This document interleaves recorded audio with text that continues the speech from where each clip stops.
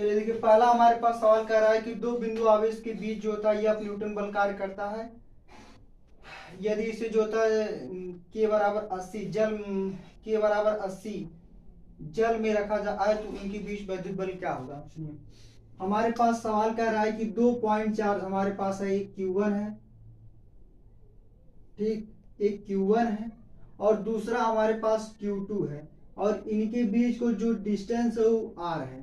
ठीक, जब ये हमारे पास निर्वात में रखे हैं तो इनके बीच जो फोर्स लग रहा है यह बराबर 1/4 pi epsilon naught into Q1 Q2 divided by R square, ये कूलॉम के नियम से। जब हम इसको उठाकर जो होता है जल में रखते हैं जिसका हमारे पास परमिटिविटी, रिलेटिव परमिटिविटी 80 है, तो यहां से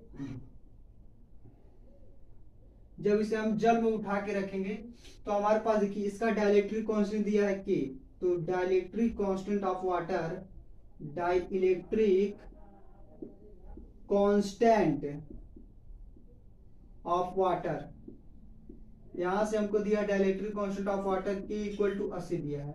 तो हम जानते हैं ई रिलेटिव, इसकी परमिटिविटी निकाल लेंगे तो हमारे पास होता है E medium epsilon medium divided by epsilon naught. तो यहाँ से हमारे पास रिलेटिव परमिटिविटी निकल जाएगा, यहाँ से मीडियम की परमिटिविटी निकल जाएगी। इस बार हमारे पास ई मीडियम बराबर यहाँ से ई रिलेटिव जो हमारे पास निकल जाएगा यहाँ से के इंटू एप्सिलॉन नॉट। तो अब हम जब कभी इसको जो होता है हम इन्हीं दो चार्ज को उठाकर जब हम जल में रखेंगे तो इनके बीच हमारे पास उतनी ही दूरी पर, सवाल कर रहा उतनी ही दूरी पर इन दोनों को उठाकर अगर जल में रख दें तो इनके बीच हमारे पास जो फोर्स लग जाएगा F equal to 1/4 pi epsilon naught into K, और यहाँ से हो जाएगा Q1। क्योंकि इस बार हमारे पास जो मीडियम की परमिटिविटी है K इंटू एप्सिलॉन नॉट हो जाएगा, इसीलिए तो यहाँ से हमारे पास K Q1 Q2 divided by R square, इसको मान लेते हैं समीकरण 2, जिसको मान लेते हैं समीकरण 1। अब इन दोनों को डिवाइड कर दीजिए, यहाँ से F इक्वल टू हमारे पास इन दोनों को डिवाइड कर दीजिए। देखिए यहाँ से समीकरण 1 और समीकरण 2 को आप डिवाइड करेंगे तो यहाँ से हमारे पास आ जाएगा F इक्वल टू, हमको पता है यहाँ से मान लेते हैं इसमें F डैश लगता है, यानी हमारे पास निर्वात में रखा तो यह फोर्स लगता है और इसमें जल में मान लेते हैं F डैश।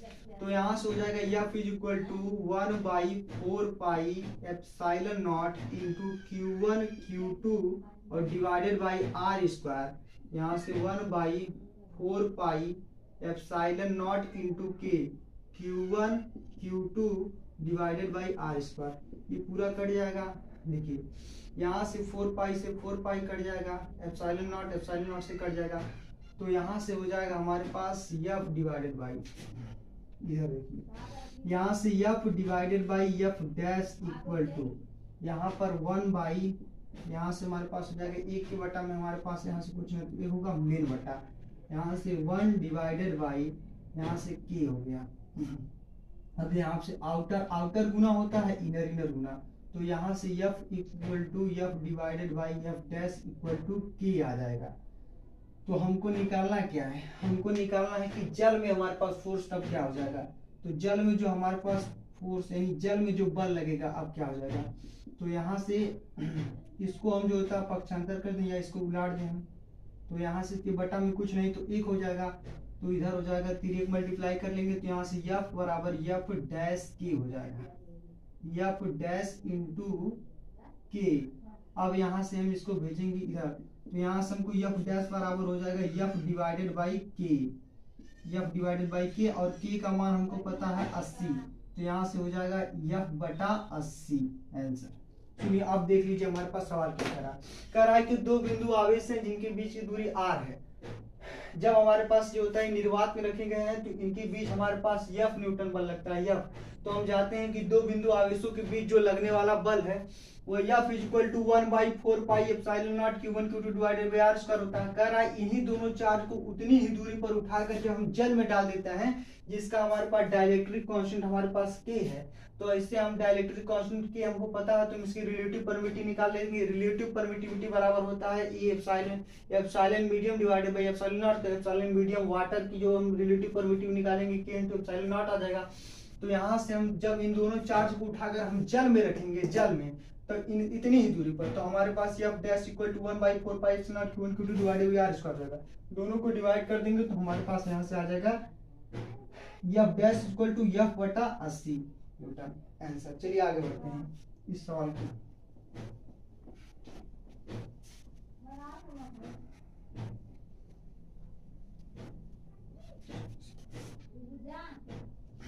अगला हमारे पास सवाल कह रहा है कि बराबर द्रव्यमान के दो गोले ए तथा बी को, सुनिए, कह रहा है कि हमारे पास जिसका दोनों का द्रव्यमान बराबर है, कह रहा बराबर द्रव्यमान ए तथा बी के गोलों के, एक हमारे पास जो गोला है ए है और दूसरा बी है, और एक इस पर जो हमारे पास चार्ज है वो प्लस क्यू चार्ज है, इस पर प्लस क्यू चार्ज है, इस पर कितना चार्ज है, प्लस क्यू चार्ज है। हालांकि सवाल लगा दिए हम इससे पहले के में, चलिए देख लीजिए एक बार फिर से। और इस पर हमारे पास उतनी ही मात्रा में माइनस क्यू चार्ज है,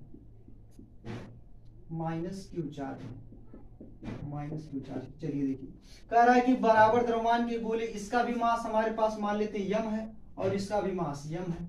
बराबर द्रव्यमान के दो गोले ए तथा बी को क्रमशः प्लस क्यू और माइनस क्यू आवेश दिया जाता है। यदि आवेशन के पश्चात इनके द्रव्यमान यम ए और यम बी हो तो यम ए यम बी में संबंध है। सुनिए, इस हमारे पास, सुनिए, अगर ये वाला जो हमारे पास एक गोला, जो हमारे पास एक गोला ए है, इस पर पॉजिटिव चार्ज है और इस पर नेगेटिव चार्ज है, मीन्स अब हमारे पास देखिए, इस पर अगर हमारे पास पॉजिटिव चार्ज है तो जाहिर सी बात है कि इसमें इस बॉडी में से इलेक्ट्रॉन निकल कर इसमें ट्रांसफर होंगे। जब हमारे पास इसमें से इलेक्ट्रॉन निकल कर बी वाले गोले में ट्रांसफर होंगे तो हमारे पास देखिए इलेक्ट्रॉन का जो द्रव्यमान होता है वो 9.1 गुना 10 के पावर माइनस में 31 की होगा। और जितने इलेक्ट्रॉन इससे इसमें ट्रांसफर होंगे तो जो मास ऑफ बी है, अगर हम बात करें जो मास ऑफ बी है वो बढ़ गया होगा, इंक्रीज कर गया होगा, और इससे इसके मास ऑफ ए से आप तो कहेंगे इलेक्ट्रॉन का द्रव्यमान हमारे पास बहुत छोटा होता है, तो क्या हुआ तब भी हमारे पास हम छोटी छोटी चीजों को भी लेकर चलेंगे, तब भी हमारे पास इसका जो मास ऑफ बी क्या करेगा, इंक्रीज करेगा। क्लियर? तो हमारे पास यहाँ से हो जाएगा, पहला कह रहा है कि मास ऑफ ए बराबर मास ऑफ बी है, नहीं, ये नहीं होगा। ऑप्शन हमारे पास देखिए क्या क्या है, कह रहा है कि मास ऑफ ए और मास ऑफ बी जो है वो बराबर होगा, कतई नहीं, ऐसा हो ही नहीं सकता। बी, ऑप्शन नंबर बी कह रहा है कि mass of A is greater than mass of B, ऐसा क्या हो सकता है? यानी हमारे पास देखिए बी वाले जो द्रव्यमान हो उसका मास बढ़ेगा। दूसरा हमारे पास कह रहा है, दूसरा कि mass of A is less than mass of B, तो ये सही हो जाएगा, क्योंकि मास ऑफ इसका देखिए इस जिधर हमारे पास देखिए मुंह खुला होता है उधर बड़ा होता है, यानी इसका जो द्रव्यमान है वो बढ़ गया होगा, तो हमारे पास यही आंसर हो जाएगा, बाकी और कोई नहीं होगा। ये भी हमारे पास सही है, क्योंकि हमारे पास देखिए इसमें उल्टा लिख दिया कोई दिक्कत नहीं, जो मास ऑफ बी है वो इंक्रीज होगा, मास ऑफ बी जो है वो ज्यादा होगा और मास ऑफ ए कम होगा। क्यों? क्योंकि इसमें से इलेक्ट्रॉन निकल इसमें आए हैं तो इसमें हमारे पास नेगेटिव चार्ज आ जाएगा, सिंपल सी बात। चलिए देखिए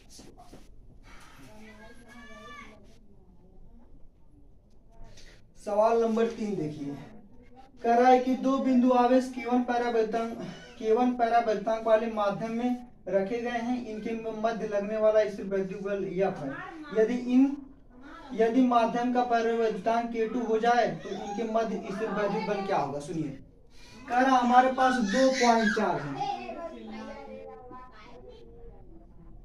हमारे पास 2 पॉइंट चार्ज है, इनके बीच की जो डिस्टेंस r है, इसको देखिए मान लेते हैं हमारे पास यहाँ से चार्ज Q1 है और ये Q2 है। 2 पॉइंट चार्ज हमारे पास Q1 और Q2 एक दूसरे से r डिस्टेंस पर रखी हैं, तो इसका हमारे पास, तो यहाँ पर इसकी परमिटिविटी डाइलेक्ट्रिक कांस्टेंट हमारे पास, व्हेन डाइलेक्ट्रिक कांस्टेंट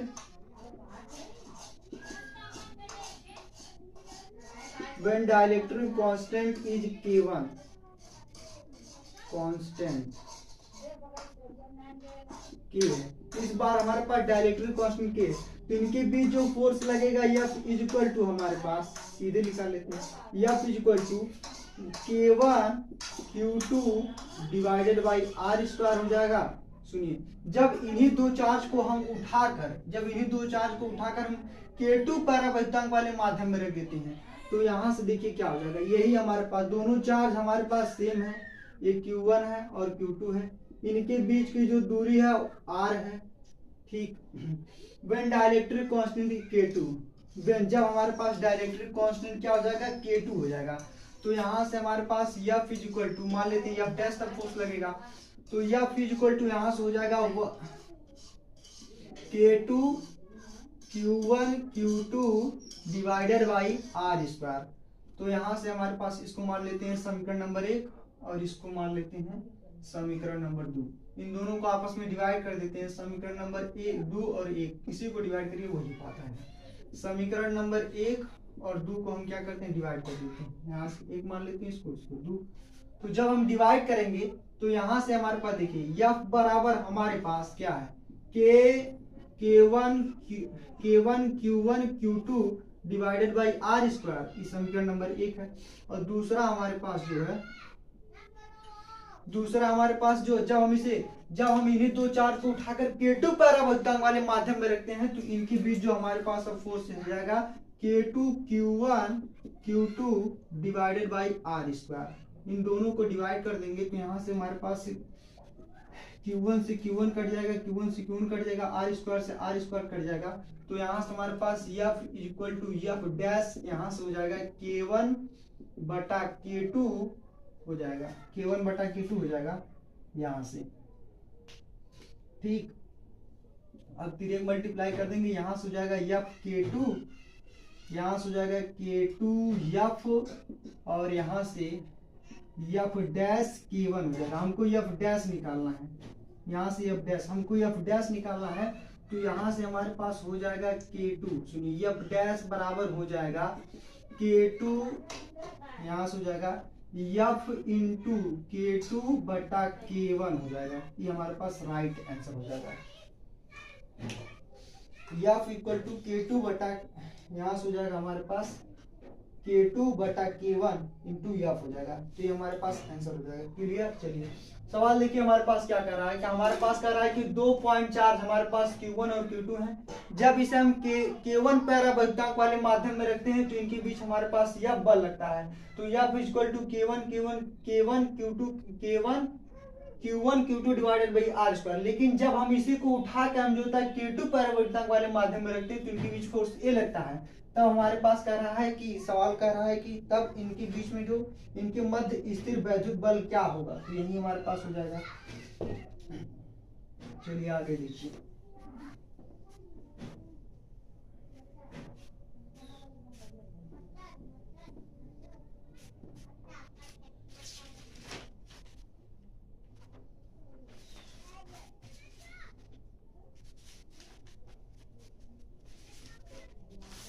इसके बाद हमारे पास सवाल क्या है, कह रहा है 2 बिंदु आवेशों के बीच F न्यूटन का बल कार्य करता है यदि ये निर्वात में रखें। यदि दोनों आवेशों को K परावर्तनांक वाले माध्यम में रख दिया जाए तब इनके बीच वैद्युत बल क्या होगा। सिंपल सी बात। कह रहा है कि अगर हमारे पास देखिए 2 पॉइंट चार्ज हैं, एक हमारे पास Q1 है और दूसरा, सुनिए, एक हमारे पास Q1 है और दूसरा Q2 है, एक दूसरे से R डिस्टेंस पे रखे हैं, तो इनके बीच हमारे पास F न्यूटन का बल कार्य करता है। यानी F बराबर हम जानते हैं 1/4 pi epsilon naught into Q1 Q2 divided by R square. इसको मान लीजिए समीकरण नंबर 1। और जब हमारे पास जब इसी दोनों चार्ज को जब इन्हीं दोनों चार्ज को उठाकर हम जो होता है K1 हमारे पास जो होता है K1, तो सुनिए K1 के परावर्तनांक वाले माध्यम में रखते हैं तो इनके बीच ऑफ फोर्स क्या होगा। तो हमारे पास जब, सुनिए, when डाइलेक्ट्रिक कांस्टेंट या हम कहें डाइलेक्ट्रिक कांस्टेंट या रिलेटिव परमिटिविटी, सब एक ही बात है। डाइलेक्ट्रिक कांस्टेंट, डाइलेक्ट्रिक कांस्टेंट, जब हमारे पास डाइलेक्ट्रिक कांस्टेंट हमारे पास की हो जाएगा तो हमारे पास मीडियम की जो रिलेटिव परमिटिविटी क्या हो जाएगी। रिलेटिव परमिटिविटी बराबर होता है epsilon medium divided by epsilon naught. तो यहाँ से मीडियम की जो परमिटिविटी इस बार हमारे पास निकल कर आ जाएगी एप्सिलॉन मीडियम।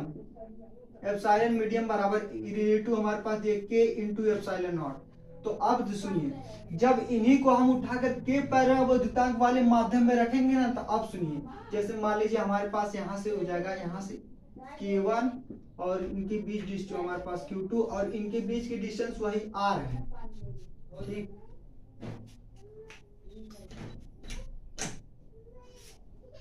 तो यहाँ से अब हमारे पास F इक्वल टू हो जाएगा 1/4 pi epsilon not, 1/4 pi epsilon naught into K Q1 Q2 divided by R square. इसको मान लेते हैं समीकरण नंबर 2। अब इन दोनों को हम डिवाइड कर देंगे, तो F इज इक्वल टू हमको पता है 1/4 pi epsilon naught into Q1 Q2 divided by R square और F डैश, और इसको मान लेते हैं F डैश। क्यों? क्योंकि जब हम इसे केवल पैरावैद्युतांक वाले माध्यम में रखते हैं तो इसको मान लेते हैं हमारे पास जो होता है F डैश फोर्स लगता है। तो यहाँ से हो जाएगा 1/4 pi epsilon naught into K Q1 Q2 divided by R square. ये पूरा इससे कट जाएगा जब हम इसको डिवाइड करेंगे, और यहाँ से 1/4 पाई एप्सिलॉन नॉट से 1/4 पाई एप्सिलॉन नॉट कट जाएगा, तो यहाँ से F इक्वल टू आ जाएगा F डैश। यहाँ से ऊपर हमारे पास यहाँ से 1/1 और यहाँ से मेन बट्टा 1/1 आ जाएगा, आउटर आउटर गुना इनर इनर गुना। तो यहाँ से हो जाएगा F equal to F dash equal to K, F dash equal to K। यहाँ से अगर हम इसको अगर बात करें तो यहाँ से हो जाएगा F डैश बराबर F डिवाइडेड बाई K। ये आप थ्योरी में भी पढ़ चुके हैं कि दो बिंदु आवेशों के बीच में हवा या निर्वात में लगने वाला विद्युत बल माध्यम में लगने वाले विद्युत बल का 1/K गुना होता है। वही बात है, सिंपल सी बात है। सुनिए, हमारे पास सवाल को देख लीजिए एक बार। सवाल क्या कह रहा था? कह रहा हमारे पास 2 पॉइंट चार्ज हैं, एक Q1 है और Q2 है, एक दूसरे से R डिस्टेंस पर रखे हैं। तो हमारे पास इनके बीच जो फोर्स लगता है F equal to 1/4 pi epsilon naught Q, ठीक। लेकिन जब हम इसी को जो होता है के पैरावैद्युतांक वाले माध्यम में रखते हैं तो इनके बीच हमारे पास F dash equal to 1/4 pi epsilon naught Q1 Q2। इससे हमारे पास तब कह रहा है इनके बीच तब फोर्स क्या लगेगा, तब हमारे पास इसके बीच में फोर्स हमारे पास F डिवाइडेड बाई K लगेगा। और यही तो थ्योरी में ही हम लोग पढ़े थे, थ्योरी में ही तो हम लोग यही पढ़े थे जब हम कूलॉम्स लॉ पढ़ रहे थे कि दो बिंदु आवेशों के बीच में हवा या निर्वात में लगने वाला विद्युत बल माध्यम में लगने वाले विद्युत बल का 1/K गुना होता है। वही बात है। चलिए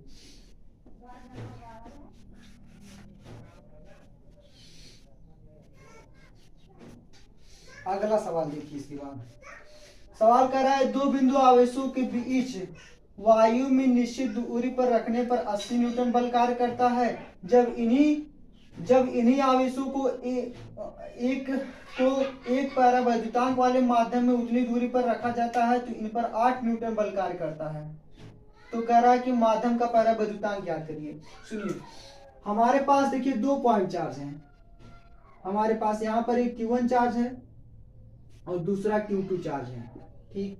जब ही हमारे पास एक दूसरे से R दूरी पर हैं, जब हमारे पास एक दूसरे से R दूरी पर हैं तो इनके बीच में हमारे पास किस कह रहा है कि इसे जो होता है कि एक निश्चित दूरी R पर उनके बीच 80 न्यूटन बल कार्य करता है, ठीक है।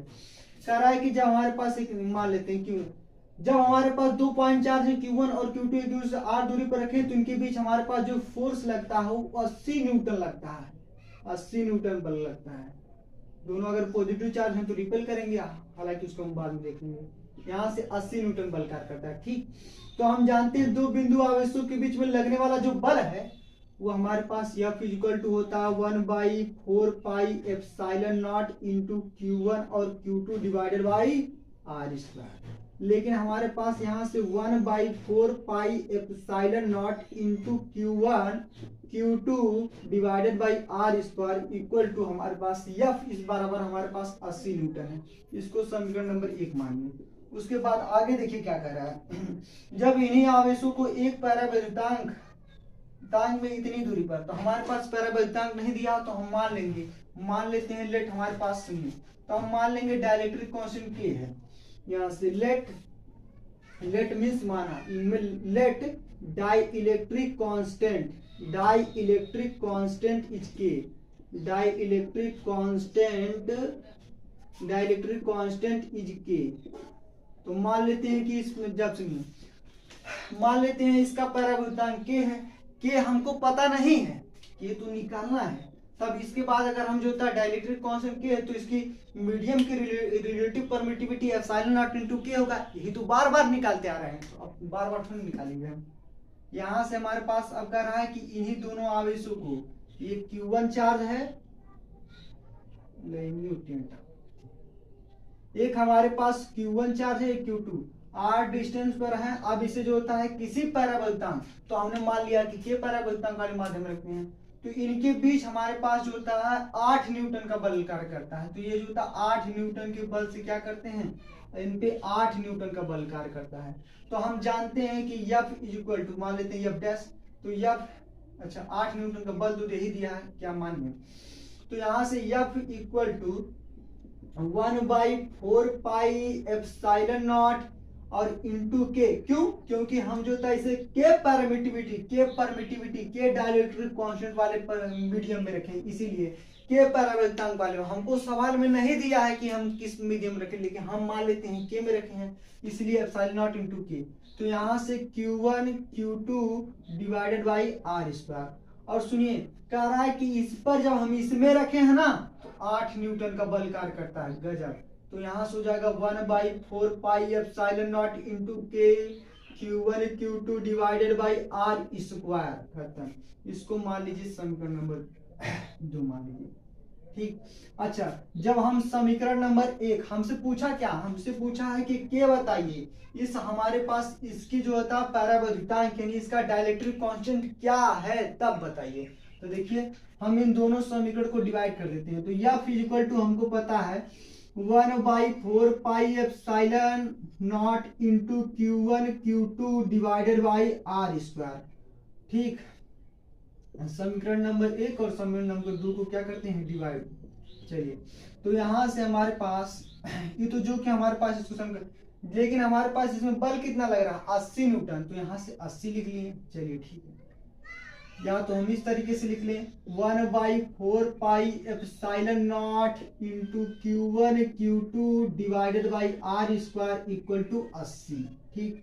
और यहाँ से हमको पता 1/4 pi epsilon naught into K Q1 Q2 divided by R square equal to 8।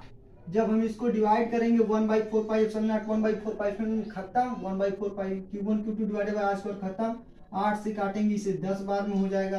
तो यहाँ से हमारे पास हो जाएगा 1/1 और डिवाइडेड बाई इसमें यहाँ से 1/k इक्वल टू यहाँ से हमारे पास आ जाएगा 10। तो यहाँ से मल्टीप्लाई करेंगे, सीधे आउटर आउटर गुना इनर इनर गुना, के बराबर हमारे पास हो जाएगा 10, खत्म, क्लियर। तो के बराबर हमारे पास 10 आंसर। अब सवाल को सुन लीजिए, पहले सवाल हमारे पास क्या कर रहा है, कह रहा है हमारे पास 2 पॉइंट चार्ज है Q1 और Q2, एक दूसरे से निश्चित दूरी, हमको निश्चित दूरी थोड़ी पता है, हम मान लेते हैं R है। तो यहाँ से Q1 और Q2 इनके बीच जब हम रखे हैं ना तो हमारे पास 80 न्यूटन बल कार्य करता है। तो यह हमारे पास, क्योंकि हम जानते हैं कि दो बिंदु आवेशों के बीच जो लगने वाला फोर्स है वो हमारे पास F equal to 1/4 pi epsilon naught into Q1 Q2 divided by R square. और जबकि कह रहा है कि इसमें 80 न्यूटन बल कार्य करता है, बल झूठ मूठ कर लिखे हैं हम। यहाँ से 1/4 pi epsilon naught into Q1 Q2 divided by R square equal to 80। अब कह रहा है कि जब हम इसे किसी परावर्तनांक वाले माध्यम में रखेंगे तो हमको थोड़ी पता है कौन में रखेंगे, तो हम मान लिए कि मान लेते हैं के में रखेंगे। लेट मान लिए, लेट मींस माने डाइलेक्ट्रिक कांस्टेंट के। तो डाइलेक्ट्रिक कांस्टेंट जब के हो जाएगा तब हमारे पास इनके बीच जो हमारे पास रिलेटिव परमिटिविटी तो निकाल ही लेंगे, हमारे पास के एप्सिलॉन नॉट आ जाएगा। तो यहाँ से F equal to 1 divided by 4 pi epsilon naught into के Q1 Q2 divided by R square. तो अब जबकि कह रहा है कि इसके बीच में आप फोर्स जानते कितना, 8 न्यूटन, खत्म। अब उसके बाद डिवाइडेड किया तो के बराबर आ गया इतना 10। चलिए आगे सवाल पर बढ़ते हैं। सब तो भी चुटकुले पुटकुले सवाल चल रहा है, बचले है। आगे सवाल कर रहा है, दो समान आवेश Q को जोड़ने वाली रेखा के मध्य बिंदु पर एक आवेश Q रखा गया है, इन तीनों आवेशों का निकास संतुलन में होगा तो Q का मान ज्ञात करिए। सिंपल है, यही चुटकुला है। लेकिन हालांकि जो था इसको पहले हम हमको इसको बताना चाहिए इसके बाद जो हम बताएंगे null point, concept of null point उसके बाद, लेकिन देखिए इसको बता ही देते हैं इसके बाद, हालांकि हमको बताना ही है। सुनिए कह रहा है कि समान आवेश है, समान आवेश है, सुनिए समान आवेश है, एक हमारे पास प्लस क्यू है, ठीक, और एक प्लस क्यू है। चलिए ठीक। कह रहा है कि इनके मध्य, या मान लेते हैं अगर हम मान लेते हैं सो दैट इनके बीच की दूरी अगर r हो, ठीक, और कह रहा है कि इनके मध्य बिंदु पर, मध्य बिंदु मतलब समझे अगर इनके बीच की दूरी r है तो आधा तो r/2 आधे को होगा ना, तो यानी अगर यहाँ पर हम q आवेश रख दें, यहाँ से हो जाएगा r/2 और यहाँ पर भी हो जाएगा r/2। अब यहाँ पर अगर हम किसी चार्ज को रख देते हैं तो तीनों जो आवेशों का निकाय है वो संतुलन में है। मतलब कहने का मतलब है कि जो इन दोनों आवेशों के बीच में, इन दोनों आवेशों के बीच में अगर हम जो होता है किसी तीसरे चार्ज को कहां पर रखें कि हमारे पास उसको फोर्स जो होता है टोटल नेट फोर्स 0 हो, तो यहाँ पर, और इन दोनों, सुनिए इन दोनों आवेशों के बीच में, इन दोनों बीच में नहीं कहेंगे, इन दोनों आवेशों के कारण इन दोनों आवेशों के लिए एक ऐसा स्पेस जहां पर हमारे पास किसी चार्ज को रखें तो उस पर टोटल नेट फोर्स 0 हो, वो हमारे पास नल पॉइंट होगा। और इनके बीच में हमारे पास एक चार्ज कहाँ रखा जाए कि हमारे पास जो होता है इनके कहाँ रखा जाए कि उस पर जो टोटल नेट फोर्स हो 0 हो, तब हमारे पास ये तीनों आवेशों का निकाय क्या होगा, संतुलन में होगा। तो आइए तो सिंपल सी बात है।